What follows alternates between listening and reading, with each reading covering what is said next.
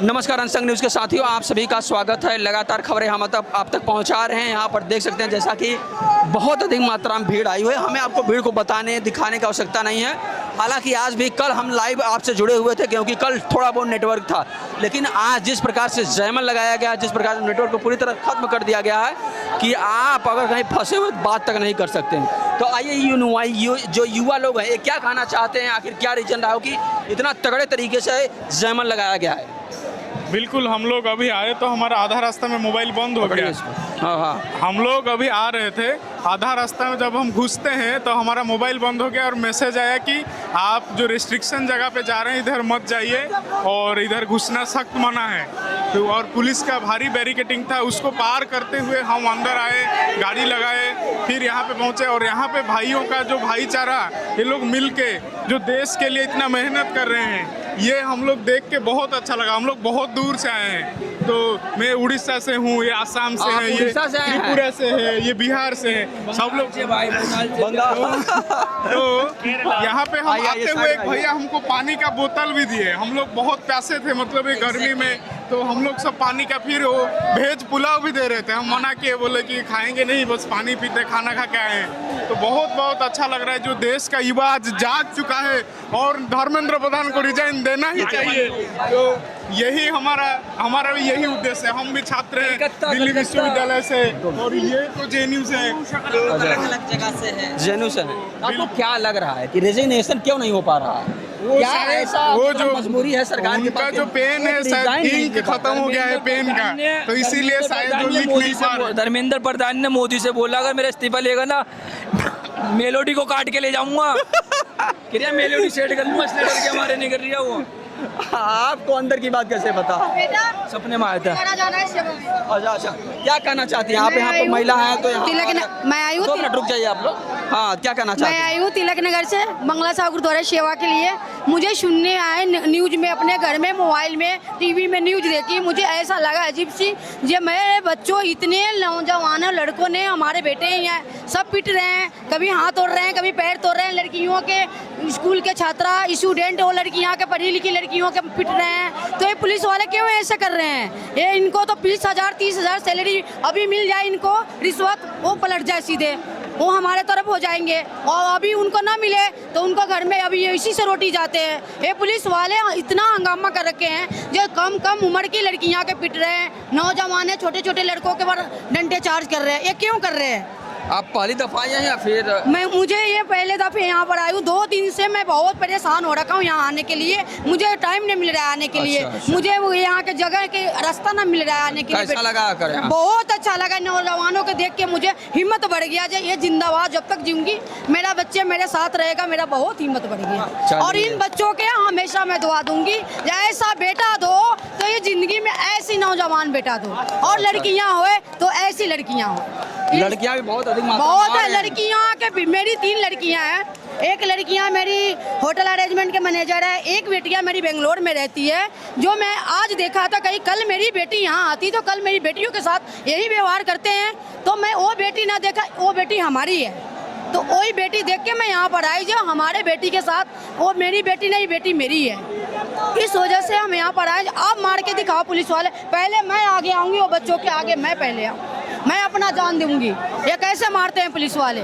चलिए, आपको कहीं जाना है? जी। चलिए, बहुत धन्यवाद आपका। तो आप कहाँ से आए, एक बार बताइए थोड़ा। हाँ, मैं तो यही रहता हूँ अभी। मेरे को बहुत अच्छा लग रहा है क्योंकि आज से मैं रेगुलर ही आ रहा था।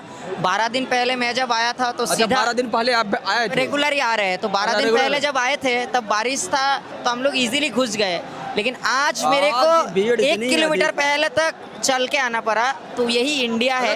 चारों तरफ, ऐसा नहीं कि एक तरफ लगा है, चारों तरफ भीड़ है। जिस तरफ से आइए, कंडीशन यही है कि आपको पैदल ही आना पड़ेगा। पैदल ही आना पड़ेगा। तो मैं यही कहूँगा कि जैसे गवर्नमेंट और बाकी लोग ऐसे एक प्रोपोगंडा चला रहे हैं कि हम लोग बांग्लादेश या नेपाल का जो जेनजी प्रोटेस्ट है उसको ला रहे हैं, या हम लोग रिजीम चेंज करने का बात कर रहे हैं। बट यहाँ पर मैं आके देखा, आज मेरे को इतना अच्छा लगा कि यहाँ पर युवकों का क्रिएटिविटी झलक रहा है कि कोई मीम पोस्टर बना के खड़ा है, कोई पंखा चला रहा है, कोई लोगों को रास्ता दे रहा है। तो हम जो यूथ है, Indians youth are different from the Nepal youth and from the Bangladesh youth, and we are not here to change any regime.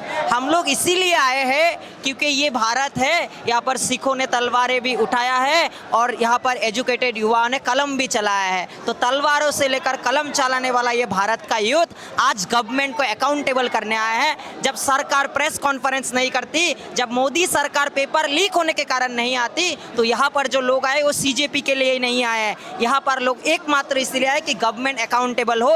आज ये गवर्नमेंट को पता चला कि ये जो यहाँ पर प्रोटेस्ट हुआ उसके लिए आज सुबह पहली बार बांसुरी स्वराज प्रेस कॉन्फ्रेंस करके बोली और कल पहली बार गवर्नमेंट ने अपना डेलीगेशन को मिलने के लिए बुलाया। तो ये जो गवर्नमेंट है ये प्रेशर से ही मानेगा, क्योंकि अगर गवर्नमेंट अच्छे होते, अगर गवर्नमेंट को ये इश्यूज रिजॉल्व करना होता तो सोनम वांगचुक जब यहाँ पर प्रोटेस्ट कर रहा था 10 दिन पहले ही डेलीगेशन बुला लेते, 10 दिन पहले ही बांसुरी स्वराज प्रेस कॉन्फ्रेंस कर देता। बट कल जो हुआ, कल जो इंडियन यूथ्स ने जो चीज़ें दिखाया, क्योंकि मैं पर्सनली कल नहीं आ पाया तो मेरे को यहाँ पर देखना था कि क्या हम लोग का डीप स्टेट से फंडिंग आ रहा है, क्या इंडियन यूथ सच में क्या नेपाल और जेनजी प्रोटेस्ट की तरह बांग्लादेश की तरह रिजिम चेंज करने आए हैं। बट मेरे को यहाँ पर आकर इतना अच्छा लगा, I am really feeled good that our creative Indians, हमारे जो यूथ क्रिएटिव है वो लोग आर्ट कर रहे हैं, वो लोग पेंट कर रहे हैं, वो लोग गाना गा रहे हैं। तो हम भारत के जो युवा है, हम लोग गाना गाकर, हम लोग यहाँ पर चित्र आकर, यहाँ पर हम लोग लोगों को खाना देकर, हम लोग यहाँ पर शांति से प्रोटेस्ट करने आए हैं।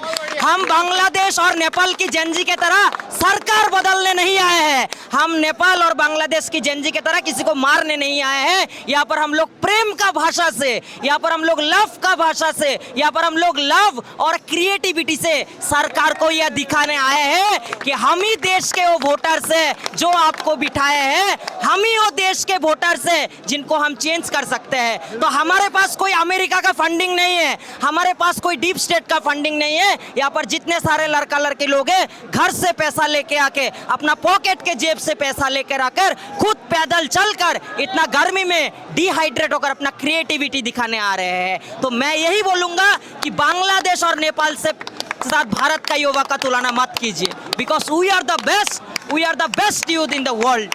आपको क्या लग रहा है, सरकार अपनी अकाउंटेबिलिटी तय करने वाली है? देखिए, जो मोदी गवर्नमेंट है या जो बीजेपी गवर्नमेंट है, हम लोग जैसा भी बोले, दे आर वेरी स्ट्रेटेजिक। अगर धर्मेंद्र प्रधान को लोग इस्तीफा करने देते हैं तो ये लोग कैसा लगेगा कि गवर्नमेंट जो प्रेशर टेक्निक है, हम लोग बार बार ये प्रेशर टेक्निक यूज करके गवर्नमेंट का कोई फैसला को बदल सकते हैं। तो मेरे को जो क्यों नहीं बदलने चाहिए? गलत है फैसले, क्यों नहीं बदलने चाहिए? फैसले जरूर बदलने चाहिए, बट मोदी सरकार इतना चालू है, मेरे को लगता है कि वो कैबिनेट का रिशफल करेंगे कि एजुकेशन मिनिस्टर किसी और को बना देंगे या धर्मेंद्र प्रधान को कोई पोर्टफोलियो दे देंगे या उड़ीसा का बीजेपी का स्टेट का प्रेसिडेंट बना देंगे, ताकि सांप भी ना मरे लाठी भी ना टूटे। क्योंकि ये जो गवर्नमेंट है, they are very much strategic, to be very honest. और आपको क्या लग रहा है, ये प्रोटेस्ट अभी लंबा चलने वाला है या फिर प्रोटेस्ट खत्म भी होने वाला है? कब तक उम्मीद दिखाई दे रहा है? देखिए, मेरे को तो दिख रहा है कि ये जो गवर्नमेंट है और इन लोग को खबर जा रहा है।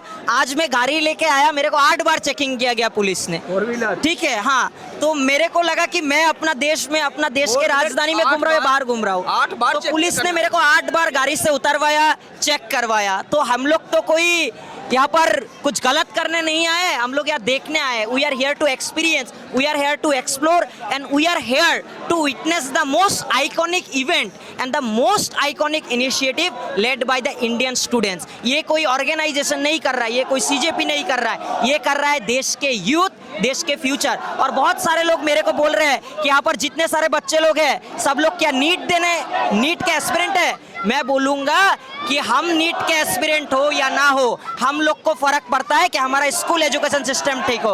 हम लोग को फर्क पड़ता है कि मेरा गांव का स्कूल ठीक हो। मेरे को फर्क करता है कि मैं जो एग्जाम देने जाऊंगा, मैं जो 3 साल मेहनत करके बिहार से पटना में, दिल्ली में, करोल बाग में, मुखर्जी नगर में 1 आवर के रूम रेंट लेके जो साल भर कष्ट करके जो एग्जाम देने जाएगा, उसका पेपर लीक नहीं होना चाहिए। और उसके लिए government should be accountable and government should tell us that what they are doing.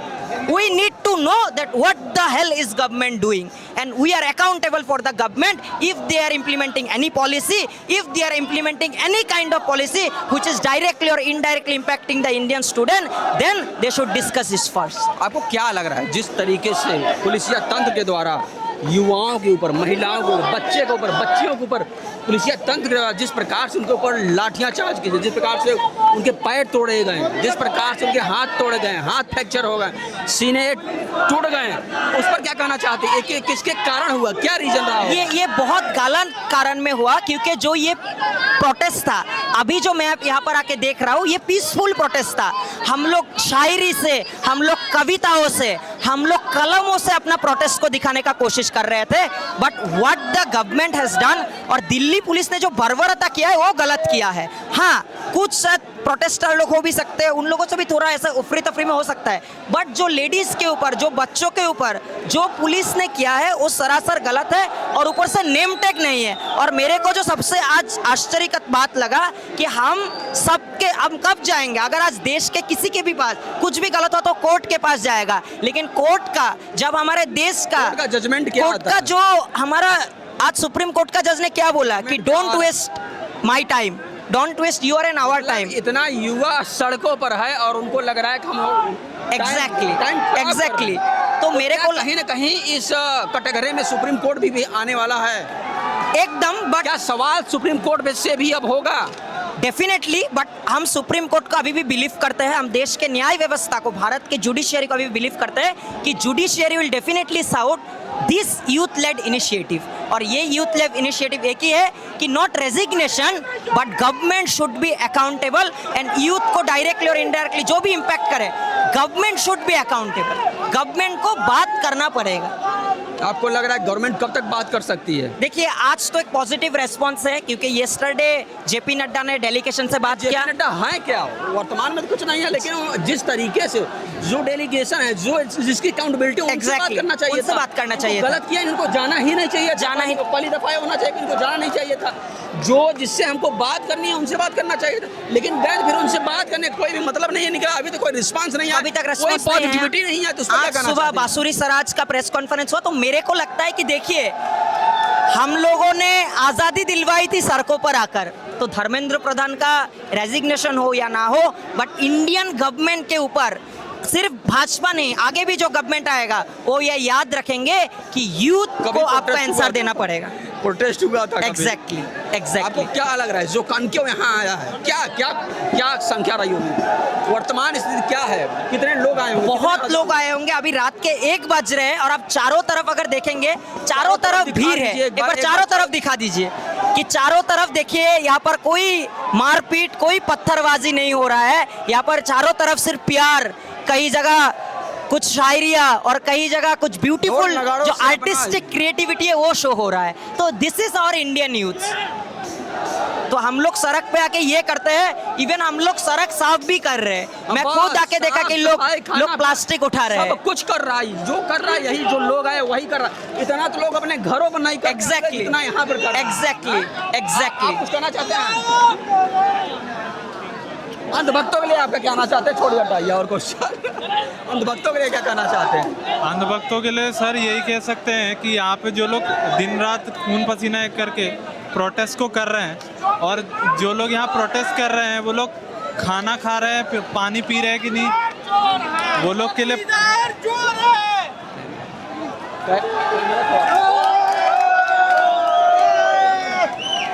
जो लोग यहाँ रियल प्रोटेस्टर हैं वो लोग के लिए लोग किस तरह से लोग हेल्प कर रहे हैं। देखिए, हमको पानी दिया है, लोग खाना भी बांट रहे हैं। खाना दे रहा है भाई, वो भी हल्का फुल्का नहीं, जोमेटो स्विगी जैसों का दे रहा है। तो असली प्रोटेस्टर तो यही सब लोग। चायोज का चाय पीजिए, कॉफी पीजिए, जो आपकी इच्छा है सो खाइए। यहाँ ऐसा कोई बंदा नहीं हो जो भूखा प्यासा हो। एकदम लोगों के पास एकदम पहुँच रहा है, भोजन पहुँच रहा है, पानी पहुँच रहा है। ये सब व्यवस्थाएं आप किसी 5 स्टार होटल में जाए तो इन व्यवस्थाओं को आप अफोर्ड कर पाएंगे। लेकिन इन जो 5 स्टार की, तो यहाँ जो फीलिंग है वो आ सकती है आपको, लेकिन जिस तरीके से लोग कन्वे कर रहे हैं, जिस तरीके से लोग मैनेज कर रहे हैं, वो सबसे बड़ी बात है इस प्रोटेस्टर की। एकदम। तो जो प्रोटेस्टर लोग आए हैं उनको कुछ कहना चाहते हैं, कुछ संदेश देना? अब भी जो घरों में बैठे हैं, अब भी जो लोग नहीं निकले, जो युवा भी घरों में रीलबाजी कर रहा है, जो रील चला रहा है, उनको कुछ कहना चाहेंगे आप? सर, सबसे बड़ा बात है कि यहाँ पे जो लोग अपने हक के लिए लड़ने आए हैं, और जो अभी तक उनका हक है लेकिन वो आके लड़ नहीं रहे, तो ये सबसे बड़ा दिक्कत है कि यूथ के साथ कि आजकल का यूथ जल्दी बाहर नहीं आना चाहता है। जब तक कुछ मेजर नुकसान या कुछ बड़ा ना दिख जाए, जब तक कोई सेलिब्रिटी आके यहाँ कुछ बोल नहीं रहा है, तब तक लोग नहीं आ रहे। तो ये नहीं होना चाहिए यूथ के अंदर। यूथ को अपना आवाज़ उठाने के लिए किसी का खड़े रहने का ज़रूरत नहीं, हम हमारे लिए खुद खड़े होंगे, खुद के लिए खुद खड़े हो खुद खड़ा होना पड़ेगा। आपको क्या लगता है कि सरकार जो है वर्तमान समय में, वो सरकार इतना कॉन्फिडेंस में क्यों है? सरकार आखिर क्या रीजन है कि सरकार इतना कॉन्फिडेंस में है और एक रिजाइन तक नहीं ले पा रही है? 1 महीने होने वाले हैं प्रोटेस्ट को। ये गलती भी हमारा ही है। हम लोग ही आज तक जो घर में सो रहे थे और हम लोग आज तक जो सोचते थे कुछ ना कुछ हो ही जाएगा देश का, तो हमारा क्या है, कुछ तो हो रहा है। तो यही चीज़ के लिए आज सरकार जो आलसी हो गया है और हमें कोई भाव नहीं दे रहा है, तो देगा ज़रूर देगा। यहाँ पे जो लाखों हज़ारों बच्चे आ रहे हैं, किसी लिए आ रहे हैं? अपना अभी जो देश में एग्ज़ाम का पेपर लीक और बेरोजगारी, ये सब मुद्दाओं पे, तो अभी हमारा ये जो यहाँ पे रहना और सरकार को मांगना कि अपना इस्तीफा देने के लिए, तो यही सरकार को जगाएगा और सरकार बिल्कुल एक्शन लेगा। एक्शन लग रहा है? बिल्कुल नहीं लगा तो सरकार ही बदल जाएगा। सरकार ही बदल जाए। यही तो है। मतलब आप लोग फुल जोश में हैं। बिल्कुल बिल्कुल। आप लोग कब तक यहाँ रहने वाले हैं? हम हैं अभी थोड़ा अंदर जाएंगे। नहीं, जैसे कि अभी नहीं, वर्तमान में मतलब कितने दिनों तक रहने वाले हैं? हम आपका डेली आना जाना है? बिल्कुल डेली, बिल्कुल, डेली। हाँ, जब तक तो- खत्म नहीं होता। जब तक खत्म नहीं होगा तब तक आप लोग खाने हैं। फैसला नहीं निकलता। हाँ, आइए क्या?